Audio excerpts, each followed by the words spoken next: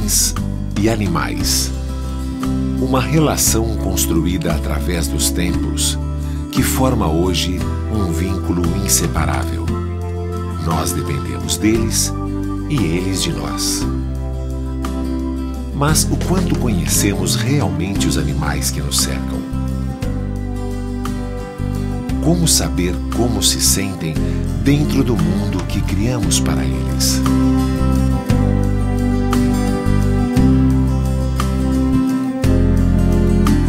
Animais, seres sencientes. Desde o início da civilização, os animais sempre nos acompanharam. O homem caçava os animais para alimento e utilizava sua pele como vestimenta. Mas era uma relação de completa interação e equilíbrio. Com o surgimento da agricultura, o homem começou a ter uma relação de dominância sobre a natureza e sobre os animais.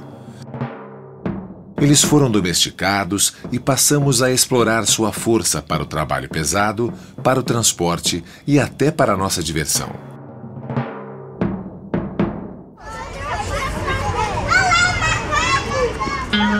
Hoje, na sociedade pós-industrial, ainda nos alimentamos deles. Usamos sua força, sua pele e aproveitamos sua companhia. Mas muitas vezes fazemos com que eles sofram.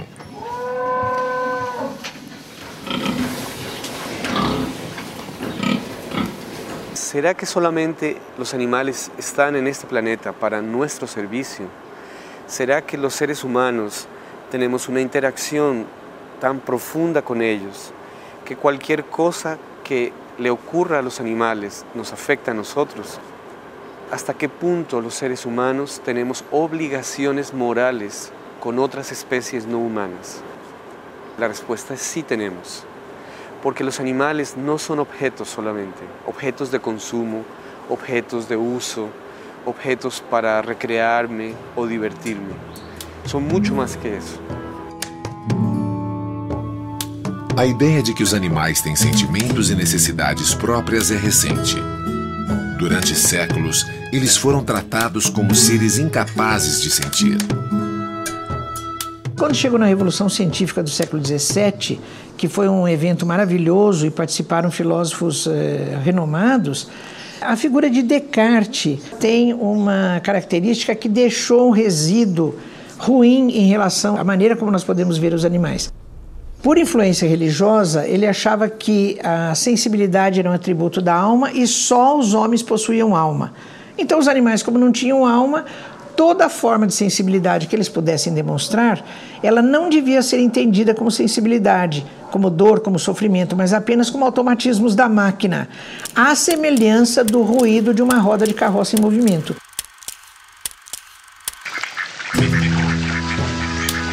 A capacidade de sentir, também chamada senciência, certamente não é uma característica exclusiva do ser humano. O ser humano é um animal que tem uma capacidade de abstração muito grande, né? Extremamente diferenciada em relação aos outros animais, mas as porções anatômicas do sistema nervoso que estão relacionadas com sentimentos básicos, elas aparecem em todos os animais vertebrados. Então, se nós falamos de vertebrados, nós estamos falando de quem? Nós estamos falando dos mamíferos, dentre os quais o próprio ser humano, das aves, né, do frango que a gente usa para alimentação, estamos falando dos répteis, né, os jacarés, as tartarugas, estamos falando dos anfíbios, aquele sapo que antigamente costumava ser utilizado para aulas de fisiologia, né, enfim. É um ser que tem anatomia compatível e comportamento compatível com a presença de sentimentos, né? E estamos falando dos peixes, que também são vertebrados. Aliás, Charles Darwin reconhecia abertamente os animais como seres que diferiam do ser humano somente em grau de complexidade, mas não em tipo, né? Então, tudo que aparece no ser humano aparece em diferentes graus nos outros animais.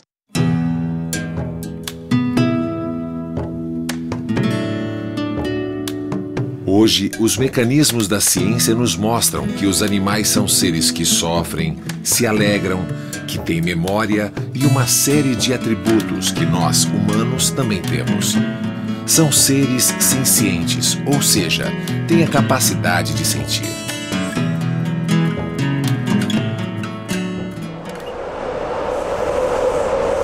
Para as pessoas que convivem diariamente com seus animais de companhia, não resta dúvida sobre essa sua capacidade de sentir, de raciocinar e de escolher. Olha, a Peach é muito mais inteligente do que eu. Eu acho ela fantástica. Ela parece um doce, né? Mas é super ciumenta. Ela toma decisão, ela vai, e se eu confio nela, tudo normalmente dá certo. Nós estávamos recebendo amigos, tá cheio de gente aqui na cozinha, e entra o Paulinho, que é um dos nossos gatos, e fica miando pro Nicolau insistentemente. O líder, aquele gato amarelo, estava preso no banheirinho por acidente, e eles são muito amigos. Ele então veio chamar o Nicolau aqui dentro, um monte de gente que tinha, ele veio chamar para soltar, libertar o líder que estava preso. Eu só me sinto seguro andando, fazendo um trajeto sozinho, indo para a escola, voltando, pegando metrô. Eu só tenho essa segurança quando eu tô com ela na minha mão, porque eu sei que ela tá me protegendo, ela tá me levando no melhor caminho, tá me desviando das coisas, né? Então eu só tenho segurança mesmo quando eu tô com ela do meu lado, né? Many people would say, yes, I know my dog can learn to do tricks, and it's very intelligent, it can learn commands, but what about surely farm animals can't do these things? But that's not true. For example, pigs can learn to play simple video games that dogs cannot learn. Now, I should explain, I mean very simple video games. So in many respects, you know, there is evidence that pigs are brighter than dogs. Yes, that might be true for the mammals and birds, but what happens if we go to the reptiles or the amphibians, or what about fish? Surely fish can't learn very much. Well, the evidence is that they can. Se nós pensarmos, né, que um animal que observa e aprende é um animal que tem um grau de complexidade de sistema nervoso central compatível com senciência, nós podíamos lembrar do experimento que foi feito com peixes beta, aqueles que a gente tem em casa. Os pesquisadores colocaram um peixe para observar outros 2 peixes. O beta disputa território, então se você coloca 2 peixes num ambiente pequeno, eles vão brigar. Quando essa briga ocorreu e um terceiro beta observou a briga, ele aprendeu quem ganhava e quem perdia. Aí na hora que ele teve contato direto, ele se comportou de maneira diferente com o peixe que perdia, ele tentou mostrar sua dominância, mas com o peixe que ganhava, ele já deu sinais de submissão e não quis encrenca. Ou seja, ele aprendeu simplesmente observando a luta de outros 2 peixes. There's now evidence that fish can feel pain, and some experiments that I've been doing have shown that fish can feel frightened. And if you give them a signal that they're going to be frightened, they will swim to another place where they won't be frightened. And they can learn that quite quickly to do that. So I think fish as well have feelings that they can learn.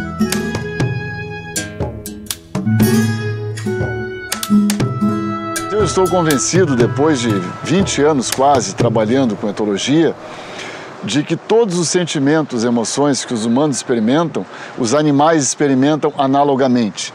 Não é igual, mas é análogo, é parecido. Os animais são capazes de sofrer, são capazes de gostar, são capazes de não gostar, são capazes de ter saudade. A gente desenvolveu um experimento recentemente lá em Santa Catarina com vacas leiteiras e a gente constatou que essas vacas elas têm preferências de companhia. Por exemplo, aquela vaca mais preta, aquelas 2 vacas que estão mais próximas dela, provavelmente existe alguma relação, vamos chamar assim, de amizade entre elas, de afinidade entre elas que as faz ficar mais próximas. Entre os animais, entre as vacas em particular, da mesma forma como entre humanos, parece haver preferência por alguns indivíduos em detrimento de outros indivíduos. are discovering this because we are finally actually observing the animals. We are asking the animals and we are really looking at them instead of just having our own ideas that suit our own purposes. But really, as scientists, we should try to understand the animal as it really is. Todos os seres vivos desejam sentir-se bem. Para o ser humano, o conceito de bem-estar pode variar muito. Conforto, um bom emprego, companhia. Como hablamos de que es una sensación, es un sentimiento, y estamos aceptando científicamente que los animales son seres que sienten, no sería ilógico pensar en el bienestar animal. Y así como yo puedo construir una definición de lo que es para mí el bienestar humano, yo podría construir un concepto del bienestar de los animales, en el sentido de identificar, por ejemplo, sus necesidades.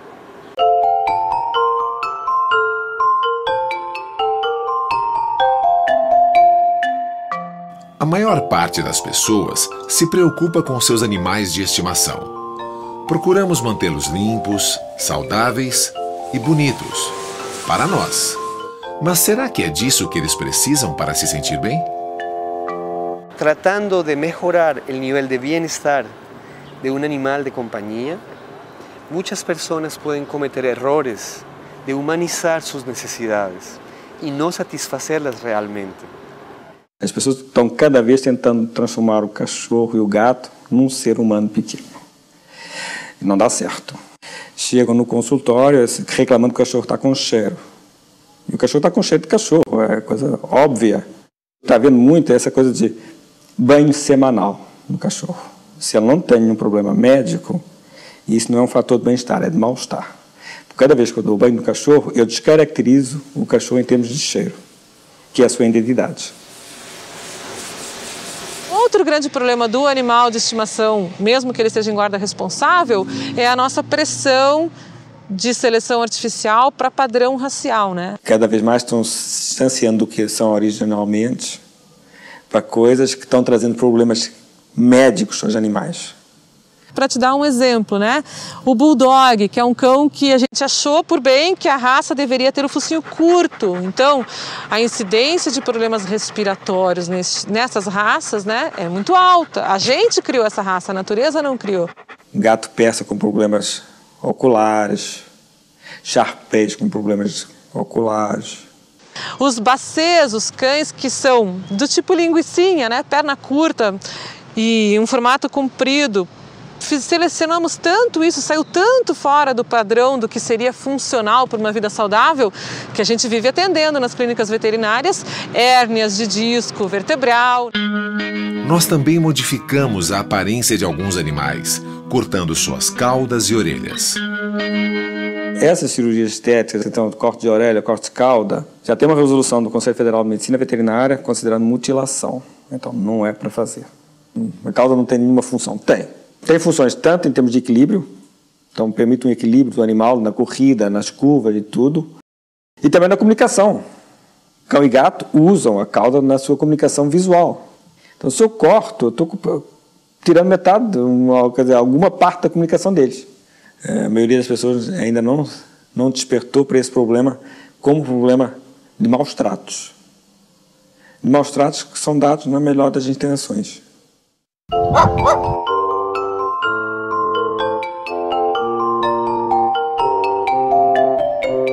Mas do que nossos animais precisam para sentir-se bem? No solamente el animal va a estar bien si él físicamente se siente bien.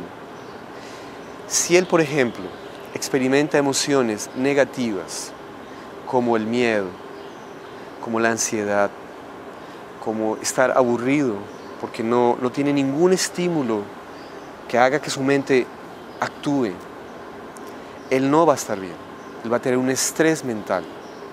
Y el estrés mental es una realidad para seres humanos y para animales, porque aspectos emocionales pueden generar una enfermedad física en los animales también.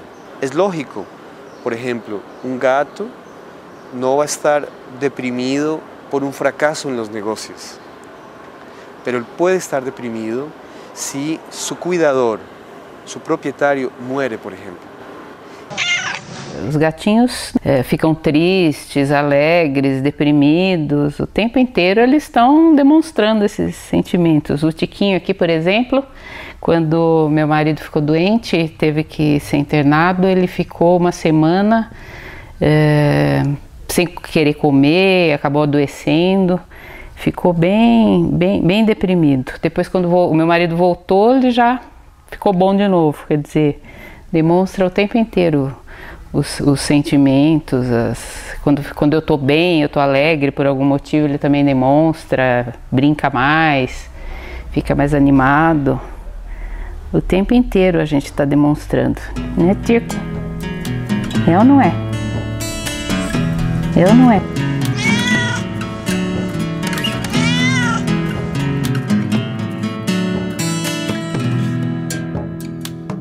O trabalho dela do dia a dia é tremendamente tensionante, né? Tremendamente estressante para ela. Na verdade, ela precisa ter essa descarga emocional, esse relaxamento para se recuperar, para ela voltar a produzir eficientemente, né? E manter um bom equilíbrio também para ela, né?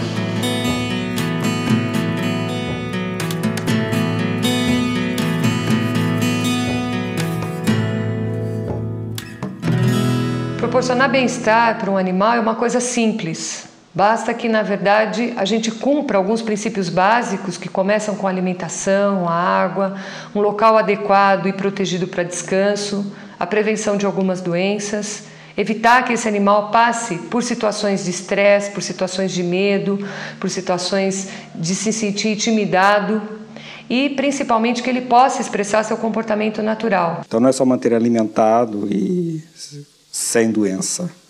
Precisa também estar em termos de satisfação psicológica do animal. Eu devo observar algumas coisas. Não devo deixar meu cão sozinho, porque de certeza não vai ser feliz sozinho. Eu tenho que providenciar brincadeiras para ele. O cão brinca até morrer, se deixar. Então eu preciso ter alguma coisa para dar uma estimulação mental. E aí entra a parte de brincadeira, e atualmente nós estamos também defendendo uma coisa chamada de alimentação ativa. Em vez de pôr a comida no pratinho, vamos fazer com que o cachorro procure a comida pela casa, ou pôr a comida dentro de caixas ou garrafas plásticas, com furos, de maneira que o cachorro tenha que sacudir para poder tirar a comida. Então, essa parte de estimulação mental e de enriquecimento ambiental é uma coisa que nós começamos agora a despertar. O gato, a gente prevê alguns brinquedos para que ele possa, durante algumas horas do dia, expressar seu comportamento natural. Então, um arranhador, uma bolinha. Essas coisas fazem toda a diferença para que o animal possa se sentir bem, mesmo nos momentos quando você não esteja presente, mesmo naqueles momentos que você está distante, você está trabalhando, você está fora de casa. Se o animal está conseguindo brincar, eu acho que já está bem próximo de ser feliz. Nós sempre pensamos que ter filhotes, ter descendentes é sempre muito bonito, muito legal. Mas existem algumas questões que vão além dos filhotes e dos descendentes. A castração, ela está diretamente ligada ao maior ou menor grau de bem-estar que os nossos cães ou gatos podem ter. Por que é uma questão de bem-estar a castração? Se eu tenho um animal aqui não castrado, tem um parceiro sexual no apartamento ao lado, vamos dizer assim, eu tenho meu cachorro, macho, tem uma fêmea no seu lado. Elas não vão cruzar, mas durante 2 semanas vão ficar estressados, porque eles vão tentar chegar, alcançar o parceiro, e não vão conseguir nunca. Então é uma fonte de estresse. Ele pode parar de comer, ele pode mudar de comportamento, pode se tornar um animal mais apático ou, ao contrário, mais agressivo. Além disso, em termos de fêmea, é uma das maneiras de diminuir a incidência de câncer de mama. Muitas vezes as pessoas ainda guardam uma memória cultural de deixar as fêmeas terem a primeira cria para depois pensarem na castração. E isso é um mito e um problema que faz com que a grande quantidade de animais que nós tenhamos abandonados venham daí. Tem essa coisa de fator individual, do bem-estar do indivíduo, e também temos populacionais. Quer dizer, temos que lembrar que a maioria dos cães e gatos de rua tem origem em casa, em animais proprietários.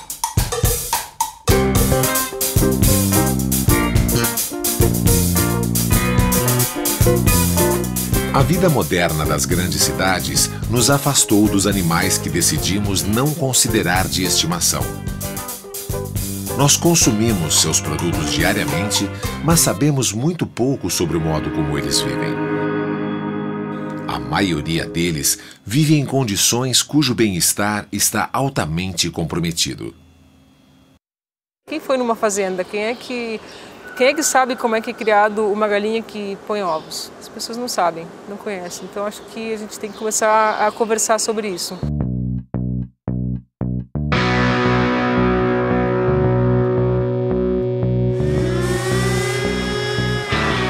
A maioria dos animais que consumimos hoje é criada num sistema denominado produção animal industrial.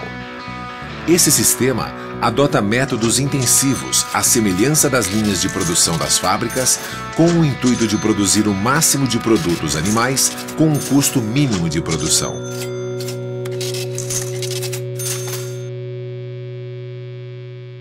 Os sistemas de criação industrial surgiram há algumas décadas.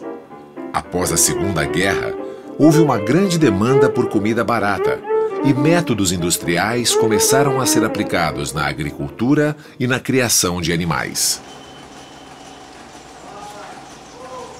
Factory farming, where animals are, instead of being regarded as sentient, feeling, living creatures, are en masse regarded as units of production. What we're trying to do now is we're trying to maximize the production from these animals. Take the dairy cow, for example. We're taking the calf away as soon as possible, within 24 hours.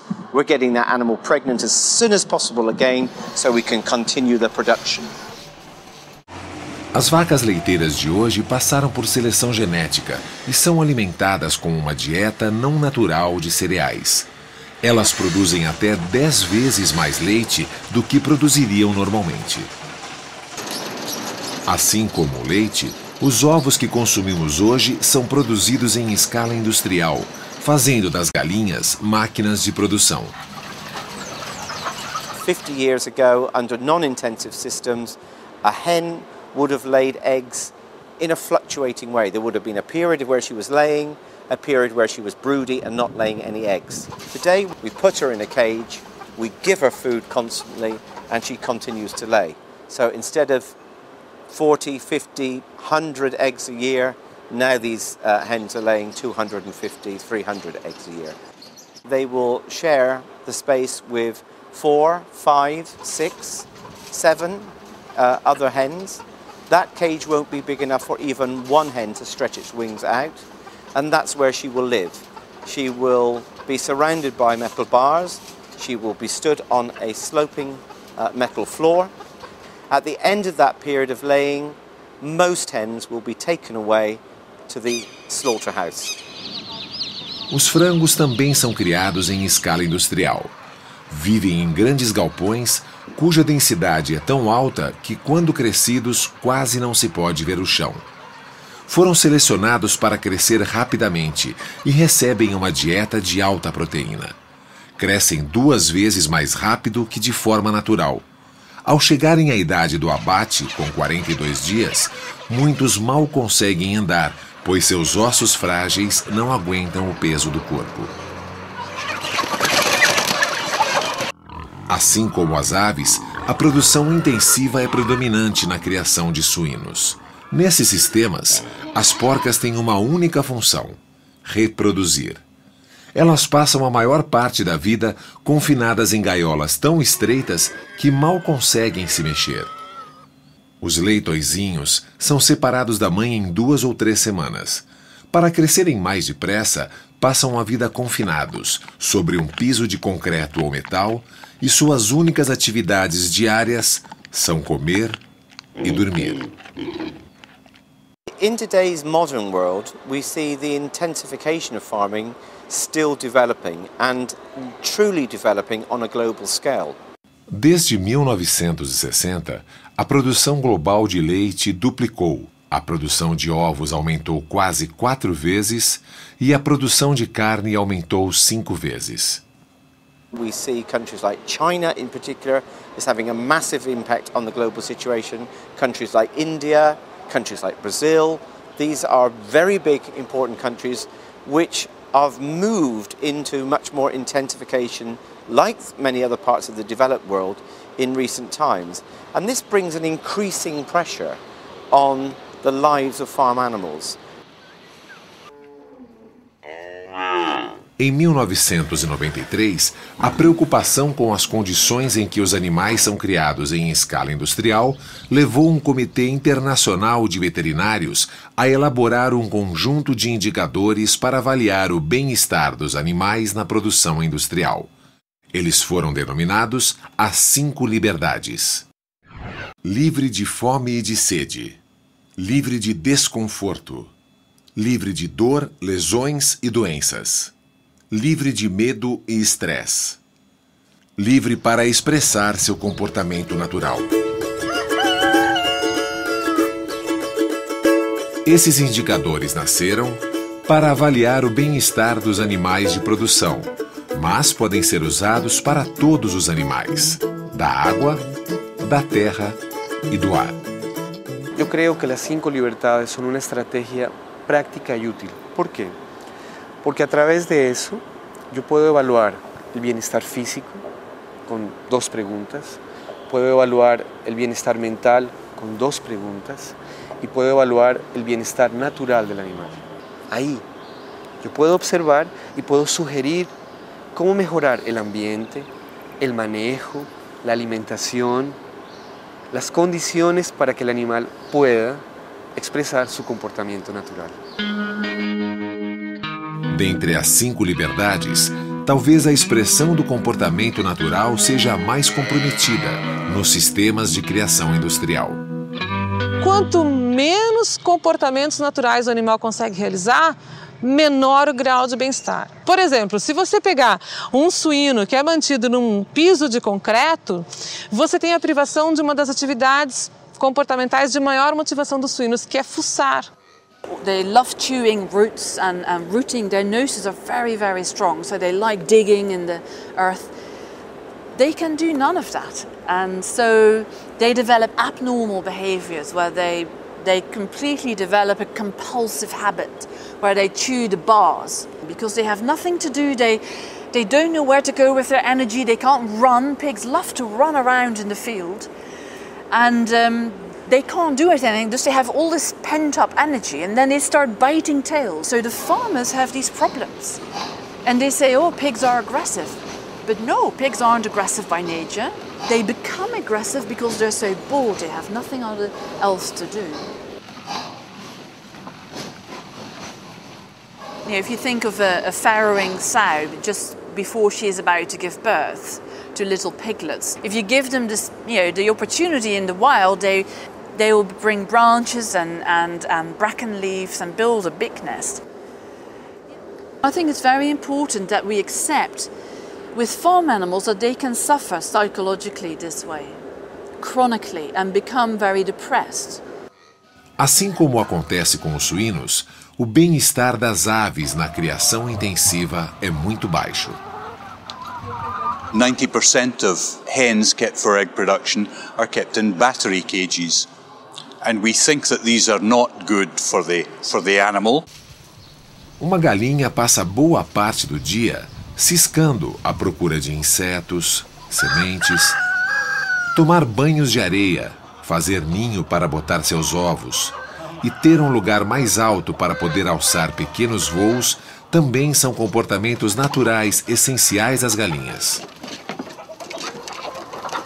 Você põe uma galinha numa gaiola de produção de ovos que é menor do que a envergadura de asa dela, ela não pode se espreguiçar, você pode ter certeza que você tem uma galinha triste.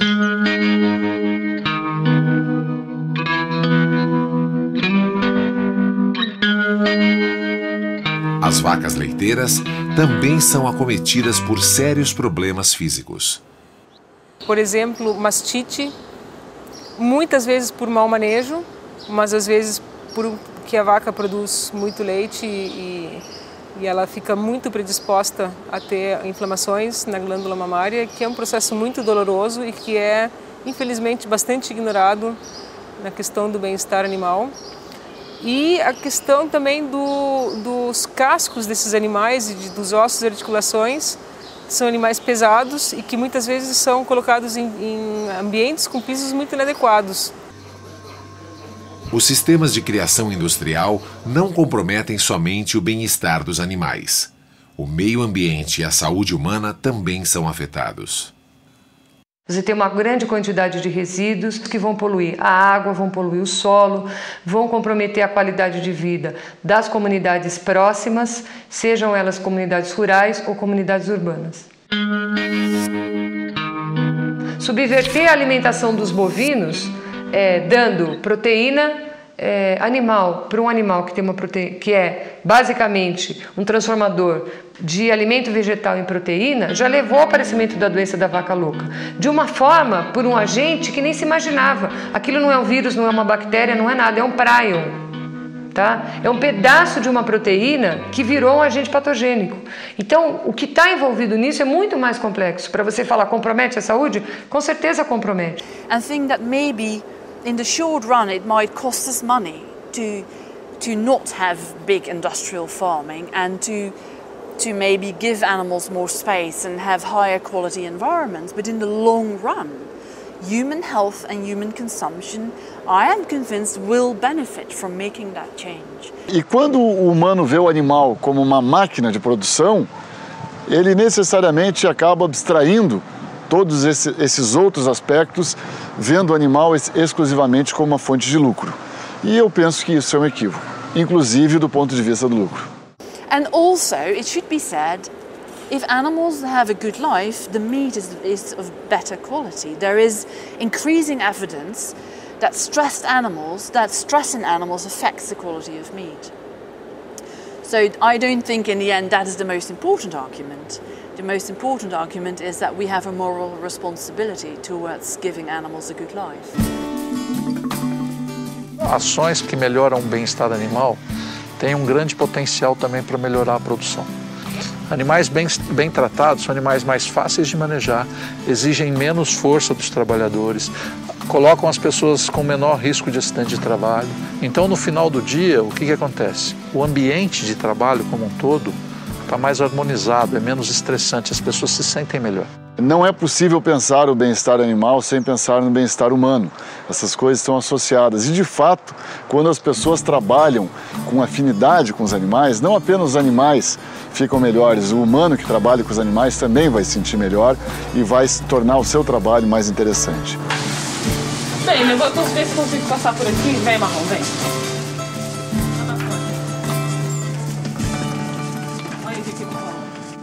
Tem gente que acha que é animal, aí chuta, bate. E eu acho que não é assim, né? Porque sente dor como a gente. E precisa de carinho, muito carinho. Que já são apartados da mãe, né? Assim que nasce. E se a gente chegar aqui em cima só judiar, aí não vai pra frente.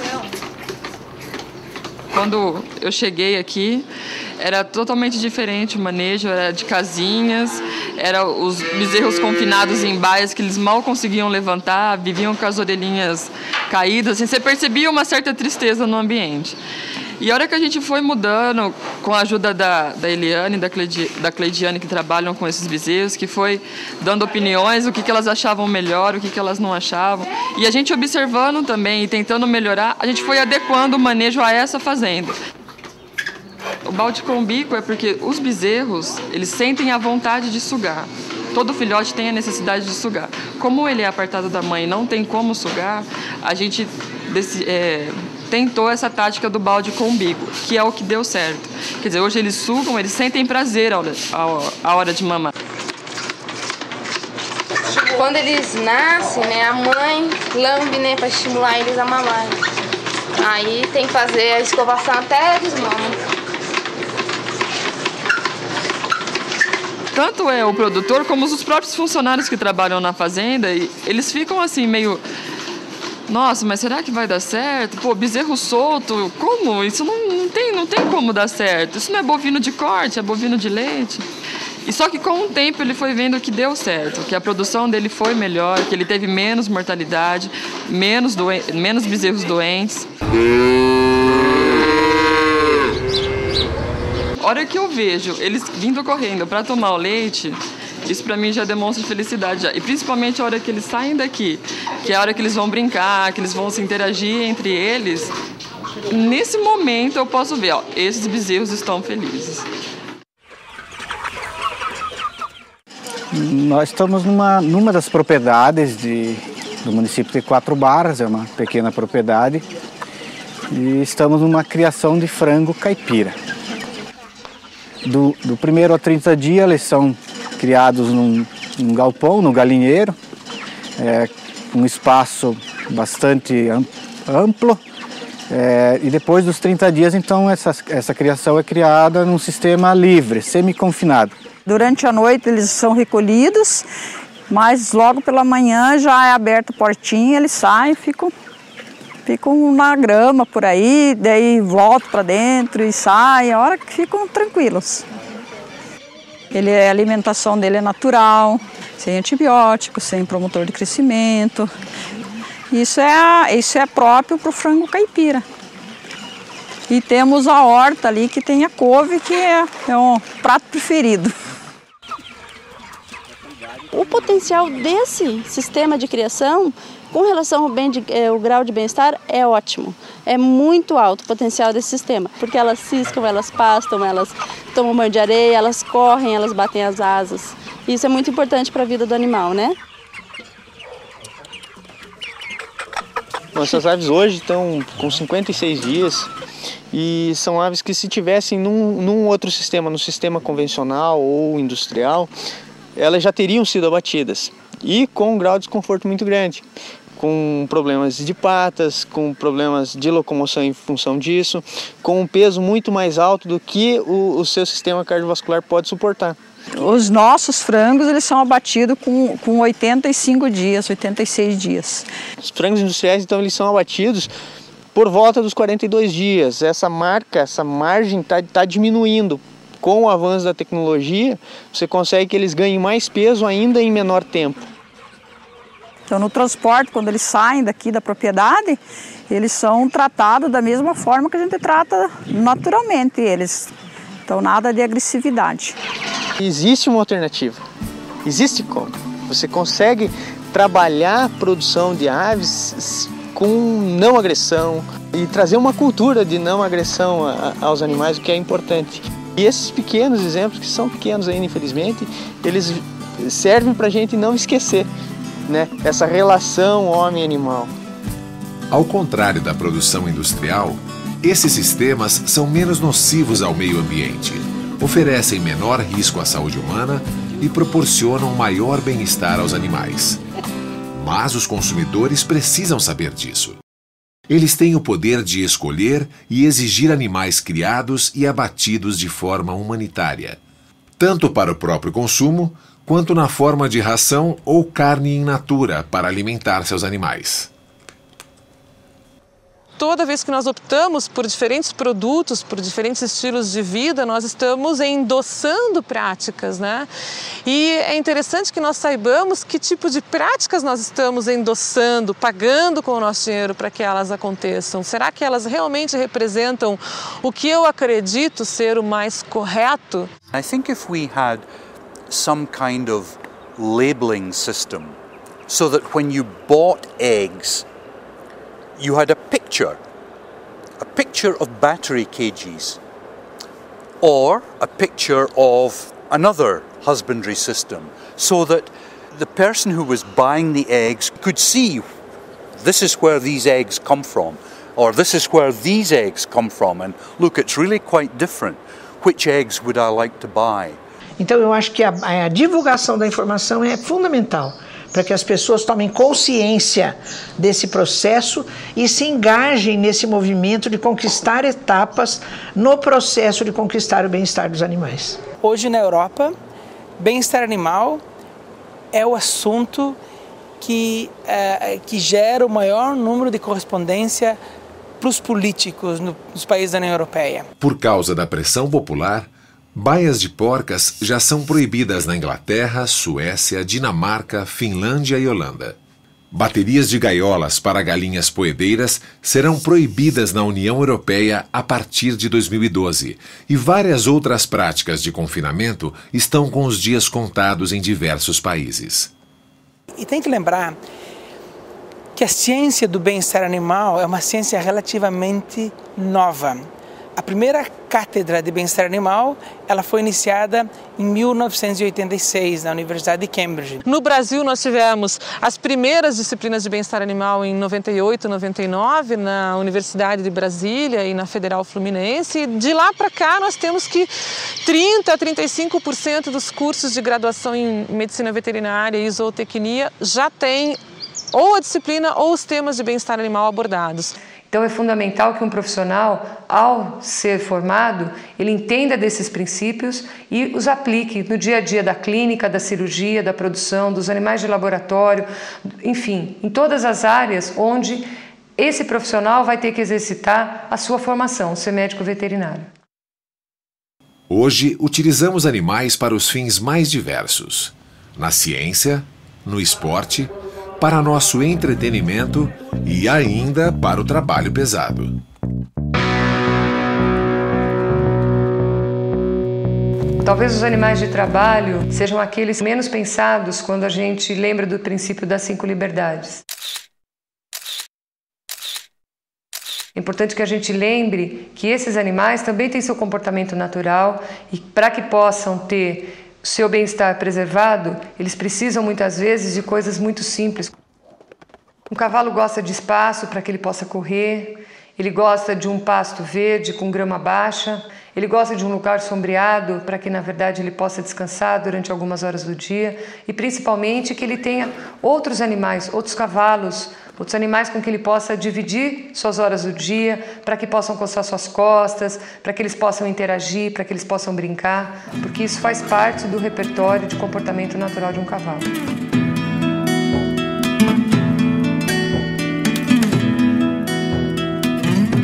Silvestre é o oposto, na verdade, de doméstico. Silvestre é aquele animal que não foi submetido a um processo artificial de seleção. Essa é uma cena muito comum para nós. Um pássaro canta em sua gaiola. Para nós, humanos, cantar significa estar feliz. Mas será que esses pássaros cantam de felicidade? Quando um canarinho canta ou qualquer outro passarinho canta numa gaiola, ele não está falando que ele está bem. Ele, na verdade, está delimitando território. Que o canto do pássaro é isso, é demarcar território. Para saber se ele está bem na gaiola, você teria que pensar o seguinte, qual que é o tipo de locomoção desse animal? Ele voa. E ele pode voar numa gaiola? Quando a gente coloca um passarinho na gaiola, a gente está fazendo da mesma forma como se colocasse uma pessoa em algum local que ela não pudesse andar. As pessoas imaginam que os animais, por estarem mantidos em gaiolas, em cativeiro, muito bem cuidados, alimentados, eles estão bem.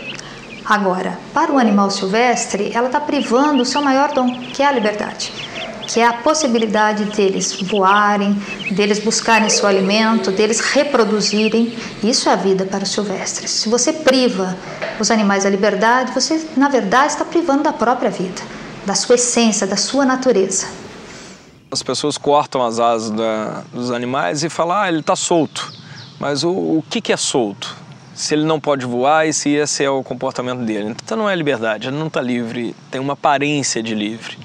Esse animal pode voar mais de 40 quilômetros de uma vez só. Imagina o que você faz com um animal desse, mantendo ele em cativeiro, parado, sem poder se exercitar. Se você gosta do animal, você gosta dele livre. E o papagaio tem o seu lugar na natureza. Ele não tem que ficar aprisionado numa gaiola, ele não tem que ficar com a asa cortada, ele tem que ter o direito de continuar livre, de escolher o seu parceiro reprodutivo e de viver com um bando e repetir as palavras do seu bando e não as palavras que nós queremos ensinar para ele. Bom, os bons motivos para que uma pessoa não tenha animal silvestre, primeiro porque ela está prejudicando a própria natureza, que perdeu o animal. Ela está prejudicando o animal que é submetido aos maus tratos. Até que esse animal chegue às suas mãos, eles passam por uma série, por um processo mesmo, de captura, transporte, todo feito de maneira bastante regular, onde a grande maioria dos animais morre nesse processo. Apenas alguns vão sobreviver. Mesmo comprando do criadouro, você não necessariamente está assegurando o bem-estar dos animais. Os criadores hoje de papagaio, arara, têm transformado esses animais numa fábrica de produção de ovos. Eles retiram os ovos dos animais, levam para uma incubadora, ali criam os filhotes nunca têm contato com os pais nunca veem os seus filhotes, não chocam os ovos. E aí perguntam, onde que está o bem-estar disso? Se você gosta de animal, quer ter um animal, adote um animal. Tem várias espécies de gado, cachorro, na verdade para todos os gostos. Não tem por que comprar um animal silvestre. Garanto que esse animal vai ser muito melhor tratado na sua residência, vai se adaptar muito melhor à sua residência do que um animal silvestre. E além disso, você vai ter salvo uma vida.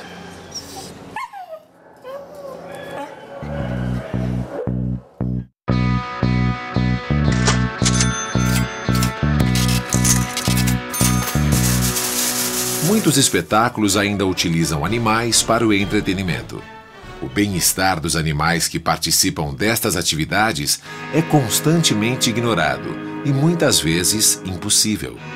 Eles não são animais de cidade e não há como reproduzir suas condições de vida numa jaula ou num terreno onde se instala um circo. É intrinsecamente baixo o grau de bem-estar de um animal silvestre mantido num trailer em constante transporte.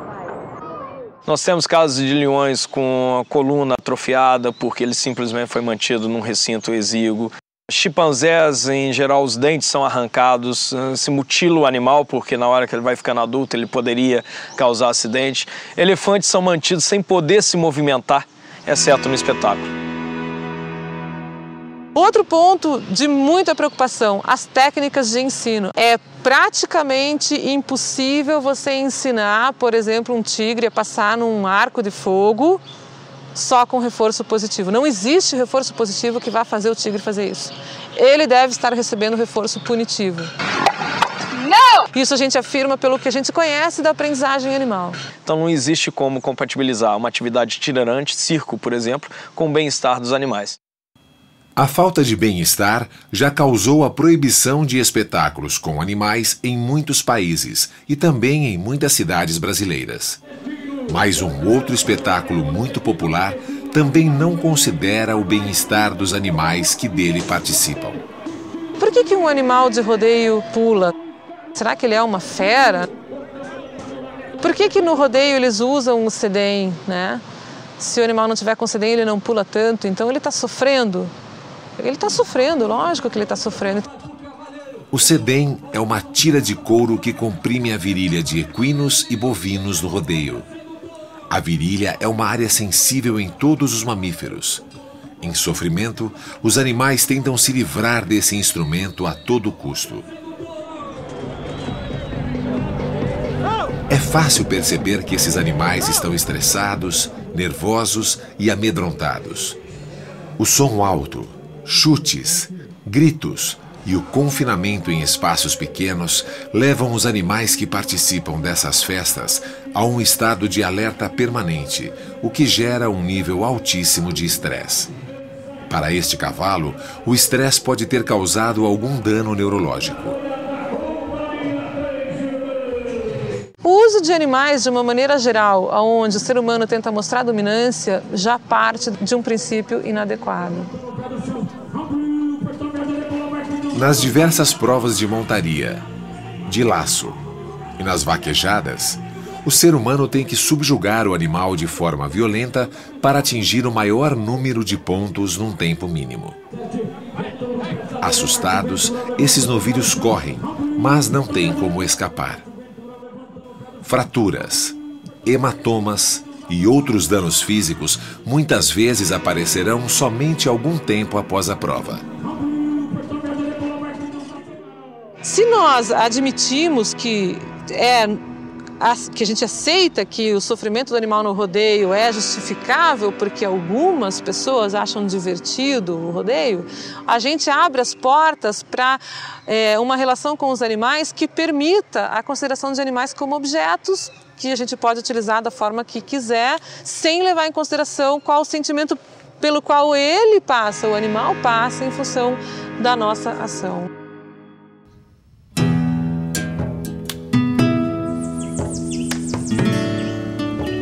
Yo creo que lo importante es que reconozcamos que el concepto de bienestar no es algo artificial, utópico. No, es el reconocimiento de las necesidades básicas que permiten que el animal pueda sentirse bien. La ciencia del bienestar animal posibilita eso. Me da elementos técnicos para que yo pueda satisfacer los intereses y las necesidades de esos animales que son diferentes a las mías, pero que mi responsabilidad es esa.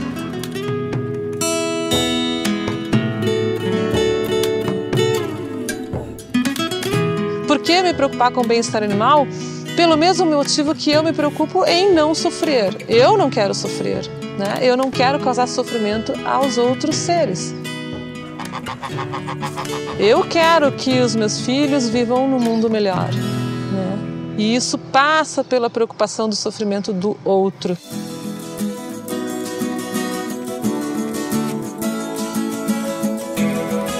Já percorremos um longo caminho juntos. Hoje, está em nossas mãos retomar o vínculo que construímos com os animais, reconhecendo seu valor em nossas vidas e dando-lhes o respeito merecido por todos os seres deste planeta.